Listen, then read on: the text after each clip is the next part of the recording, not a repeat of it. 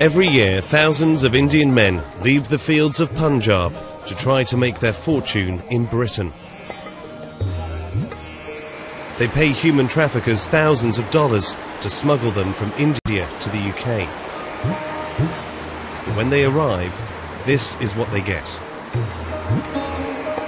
Britain's economic downturn has left thousands of illegal workers in poverty.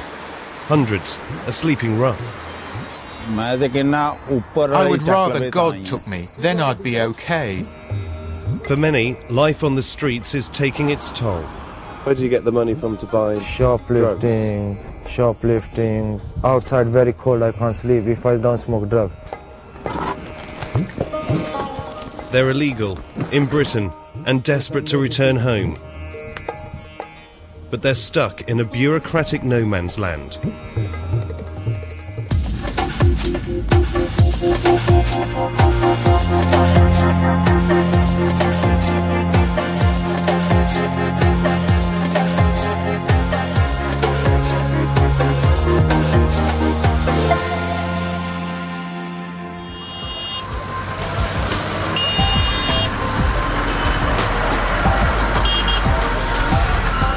Punjab, one of India's richest states.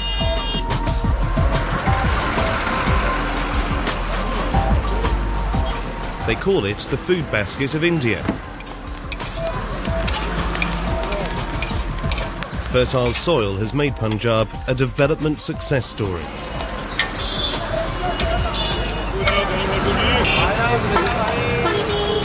Its other big export has been its people.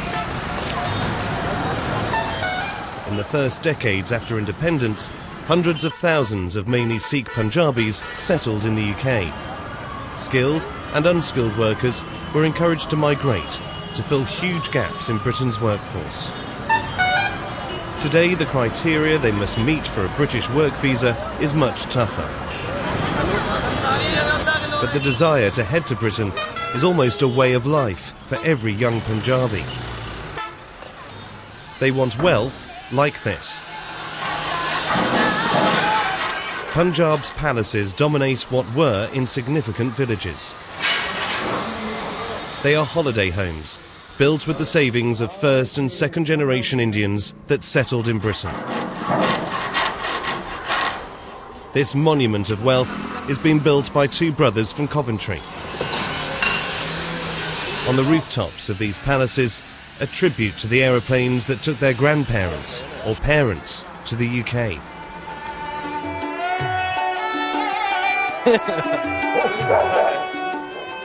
They left this fertile land to earn greater wealth. 6,500 kilometres away in Britain.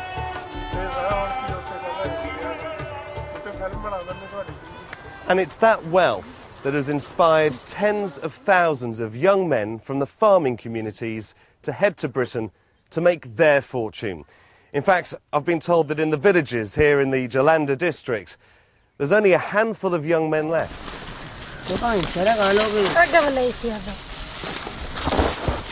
Women and children are left to work the fields. Much of this land is being remortgaged to pay for the journey that the remaining young men here will soon make.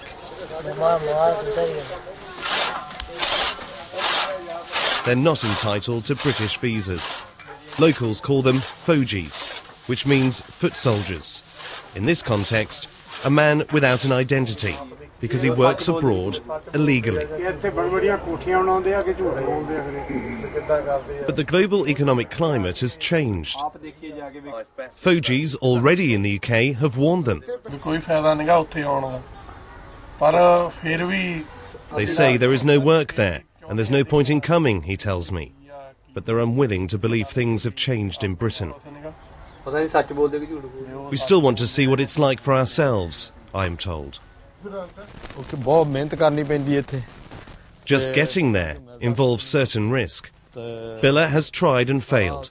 He tells me so-called agents arrange black market visas to Russia, continental Europe or Africa, where they are supposed to be picked up by traffickers.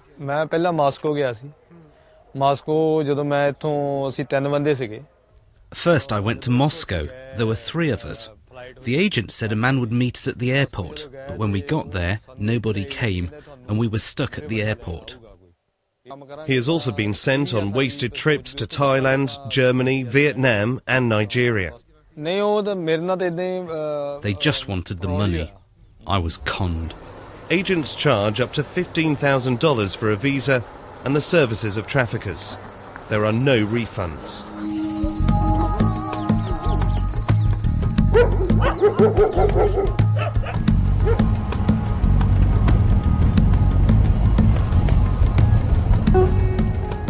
In Delhi, we tracked down 3 Punjabi men who have paid huge sums of money to an agent who has promised to get them to Britain. So the 3 men have agreed to meet me in the room that they're staying. It's been provided by the agents, all part of the package. They live here and they stay here until the agent has the visas ready for them, and they've agreed to talk to me. Hello? Hi, I'm Chris. Hello. Hi. Hi, how do you do? So this is where you are sleeping? You all share this bed? Sukha, Jagga and Billa have been living here for over a month, waiting for their black market visas. Sukha is only too aware of the risks they're taking. My family's already financially stretched. We've lost money already on agents. My hope is to get out there and make back the money that we've lost. They tell me they hope to settle in Southall, in West London, a predominantly Asian area. What I've heard and what my friends tell me is our Punjabis are there. We'll have support. In other countries, we don't have our own people. So it's the Punjabi community that is already in Britain that makes it attractive as well. That's it. You think, well, a Punjabi is going to help a Punjabi. Jagga, what do you expect when you get to Britain? How do you imagine Britain to be for you? I'll go there, and once I'm sorted, I'll bring my family over. First of all, I'll set myself up like other people have done. That's my dream. Traffickers are cashing in on their dreams. They will not warn India's Fojis that the economic downturn means Britain is no longer a land of opportunity.